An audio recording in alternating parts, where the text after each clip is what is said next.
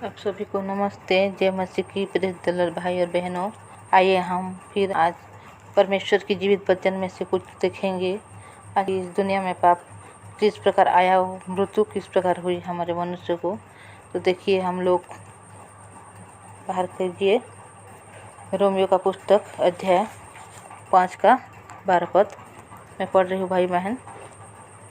इसलिए जैसा एक मनुष्य के द्वारा पाप जगत में आया और पाप के द्वारा मृत्यु आई, और इस रीति से मृत्यु सब मनुष्यों में फैल गई, क्योंकि सब ने पाप किया है। देखिए, इसमें लिखा हुआ है कि आदम के द्वारा मृत्यु और मसीह के द्वारा जीवन। यहाँ पर लिखा हुआ है कि एक मनुष्य के द्वारा पाप जगत में आया और सब मनुष्य में क्या हुआ, फैल गया, क्योंकि सब ने पाप किया है और मृत्यु भी आई बोल के यहाँ पर लिखा हुआ है भाई बहन। जबकि हम जब इस दुनिया में जब हम चलते हैं, अपने जीवन को व्यतीत करते हैं, तो हम देखते हैं कि हमारे जीवन में किस प्रकार पाप ने प्रवेश किया, और हम जितना भी चाहे हम उस पाप से छुटकारा नहीं पा सकते भाई बहन। जबकि हम लोग जब पैदा नहीं हुए थे उस समय से पहले क्या हुआ, हम पापी ही हो गए थे, क्योंकि हमारा जो आदम, जो परमेश्वर ने जिसको जो प्रथम मनुष्य जो परमेश्वर ने सृष्टि की, उस आदम के द्वारा जगत में पाप आ गया, और पाप के द्वारा क्या हुआ, मृत्यु भी आ गई, और इस रीति से मृत्यु सब मनुष्य में फैल गई, क्योंकि सब ने पाप किया। जिस प्रकार एक पेड़ जब हम लगाते हैं, आम की पेड़, जिसमें जब वो बड़ा होता है, जब उसमें फल फलता है तो उसमें आम ही देता है।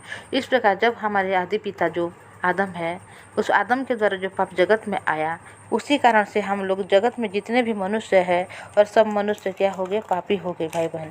और पापी होने के कारण हमारे जीवन में क्या हुआ, मृत्यु भी आ गई। इसीलिए हमने सब ने क्या हुआ, मृत्यु को पाते हैं।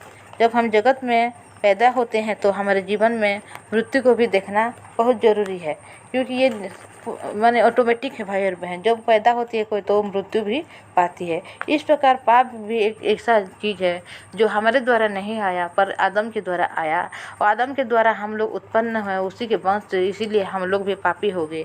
जिस कारण आदम के द्वारा जगत में पाप आया और पाप सब मनुष्य में फैल गया, और सब पापी बनकर सब मृत्यु में पड़ गए, तो हम लोग क्या करेंगे भाई बहन।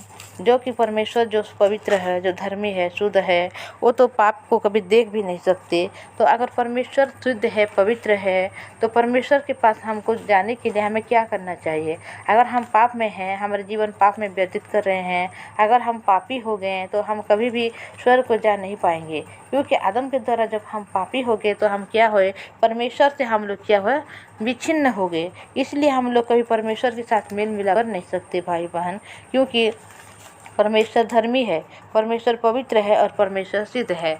परमेश्वर कभी पाप को नहीं देख सकता। इसीलिए जब मनुष्य पापी हो गए तो परमेश्वर उन लोगों को कभी देख नहीं सकते। और एक वचन हम लोग देखेंगे भाई और बहन। देखो, मैं बाहर कर रही हूँ रोमियो 3 का 23 में लिखा हुआ है, मैं पढ़ रही हूँ। इसलिए कि सब ने पाप किया है और परमेश्वर की महिमा से रहित है। देखो, जब आदम ने जो परमेश्वर ने जो उनको मना किए थे कि उस वृक्ष का फल कभी नहीं खाना, अगर खाएगी तो तू अवश्य मरेगी, पर आदम ने उस बात को नहीं जाना। उस हवा के द्वारा वो क्या हुआ, उस फल को खा लिया, जिस कारण से आदम ने उस फल को खाया। उसी दिन से हम लोग क्या हो गए, पापी हो गए आदम के द्वारा, क्योंकि हम लोग आदम से ही पैदा हुए हैं, इसीलिए आदम के द्वारा हम लोग भी पापी हो गए।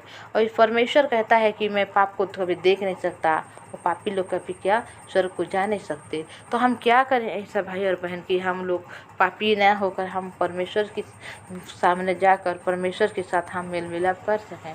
इसीलिए देखो, लिखा हुआ है यहाँ पर कि जब आदम ने फल खाने के लिए हवा को मना किया था, पर हवा ने यहाँ पर नहीं सुना, और परमेश्वर ने जिस प्रकार कहा था उस प्रकार वो हवा ने नहीं बोल रहा है। यहाँ पर देखो, हवा ने यहाँ पर बोल रहा है कि हम लोग देखेंगे आदि उत्पत्ति पुस्तक अध्याय 3 का 2 में लिखा हुआ है, उस स्त्री ने सर्प से कहा, इस वाटिका के वृक्ष के फल हम खा सकते हैं, पर उस वाटिका के बीच में जो उसके फल के विषय में परमेश्वर ने कहा है कि ना तो तुम उसको खाना और ना उसको छूना, नहीं तो मर जाओगे।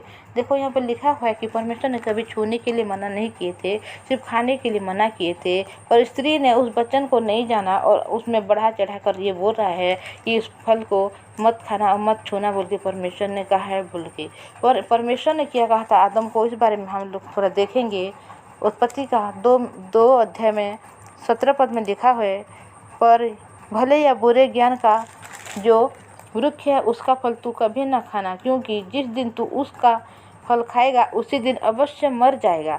यहाँ पर परमेश्वर ने कहा है उस वृक्ष का फल मत खाना, अगर खाएगा जिस दिन उस फल को खाएगा अवश्य मर जाएगा बोल के बोला है। और यहाँ पर स्त्री ने उस बात को सिर्फ खाने के लिए बोल रहे हैं परमेश्वर, पर यहाँ पर छूने के लिए भी बोल रहा है, जिस कारण से वो दोनों जो स्त्री ने उस फल को खा लिया और आदम को देखकर यहाँ पर क्या हुआ, आदम भी खा लिए। जिस प्रकार जो फल का खा लिए उसी समय से उन लोग क्या हो गए, पापी हो गए। जिस प्रकार यहाँ पर लिखा हुआ है भाई और बहनों, यहाँ पर कि रोमियो 5:12 में ये लिखा हुआ है कि देखेंगे थोड़ा,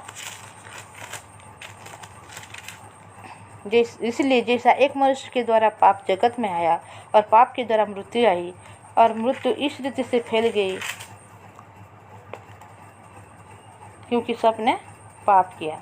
देखो यहाँ पर लिखा हुआ है, जिस प्रकार आदम ने फल खाकर पापी बन गए, उसी प्रकार उसी के द्वारा हम लोग सब मनुष्य जितने भी पृथ्वी में वास कर रहे हैं, जितने भी जगत में हम लोग हैं, हर एक मनुष्य क्या हो गया, हम लोग पापी हो गए। और क्या हुआ, जिसमें परमेश्वर की महिमा से हम लोग क्या हो गया, विच्छिन्न हो गए, परमेश्वर की महिमा से हम लोग रहित हो गए।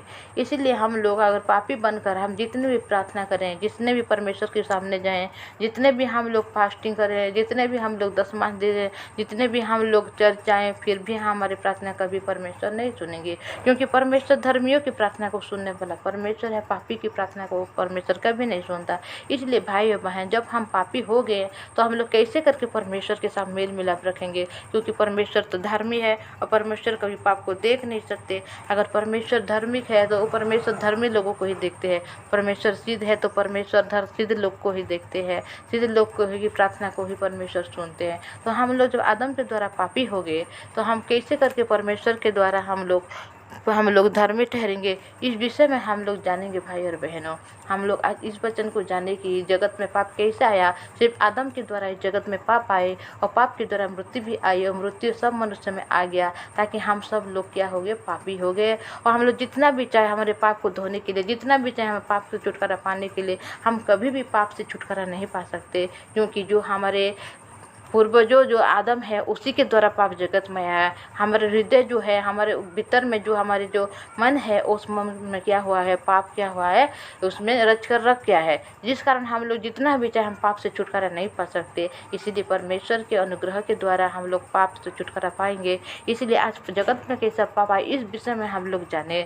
और हम आगे जब वचन को देखेंगे वो हम थोड़ा थोड़ा करके देखेंगे और जानेंगे कि हम लोग परमेश्वर के द्वारा कैसे हम लोग धार्मिक बने और कैसे स्वर्ग राज्य में से हम लोग को प्रवेश किए और कैसे हम लोग परमेश्वर के अनुग्रह को पाए, इस विषय में हम लोग जानेंगे भाई बहन। मैं इतनी ही आज बोलूँगी। आप सबको जय मसीह की, praise the Lord, thank you. आइए हम प्रार्थना करेंगे। धन्यवाद पवित्र परमेश्वर पिता, धन्यवाद करते हैं यीशु राजा, दया दीजिए, अनुग्रह दीजिए प्रभु। हम लोग आज जाना परमेश्वर पिता की जगत में कैसे पाप आया प्रभु, हम जितना ही पाप करना या ना करें पवित्र परमेश्वर पिता, हम आदम के द्वारा पापी हो गए और पाप के द्वारा हमारे जीवन में मृत्यु भी आई है परमेश्वर पिता। इस बात को जब हम जानते हैं पवित्र परमेश्वर पिता, आपके पवित्र नाम को धन्यवाद देते हैं प्रभु। और आपके द्वारा पिता, आपके अनुग्रह से हम लोग रहित हो गए प्रभु, पर आपने अनुग्रह दया दीजिए ताकि पिता आगे इस वचन को हम जान सकें पवित्र परमेश्वर पिता, हर एक दिन ऐसे सुन सकें पवित्र परमेश्वर पिता। इस वचन को जितने भाई और बहन सुन रहे पिता, हर एक को आशीष अनुग्रह दीजिए, दया दीजिए प्रभु, ताकि इस वचन को उन लोग समझ पाए पिता, उनके हाथ में रखने पाए प्रभु। और पिता उन जीवन को पाने के लिए उन लोग को आशीष दीजिए, अनुग्रह दीजिए। हर एक दिन आपके पवित्र वचन को सुनकर प्रभु उन लोग के जीवन में अनुग्रह को दीजिए पवित्र परमेश्वर पिता। उनके परिवार में कोई भी अशांति है, कोई भी समस्या है, कोई भी प्रॉब्लम है, कोई भी पिता दुख है, तकलीफ है, उन सब से आप आशीर्वाद कीजिए, अनुग्रह दीजिए, ताकि उन परिवार के सभी लोग पिता शांति से, आनंद खुशी के साथ आपके चरणों में आके पवित्र नाम की धन्यवाद देने वाले बने प्रभु। पवित्र परमेश्वर पिता, हर एक विषय में आपके पवित्र नाम को धन्यवाद देते हुए प्रार्थना यीशु के नाम से मांगती हूँ, आमीन।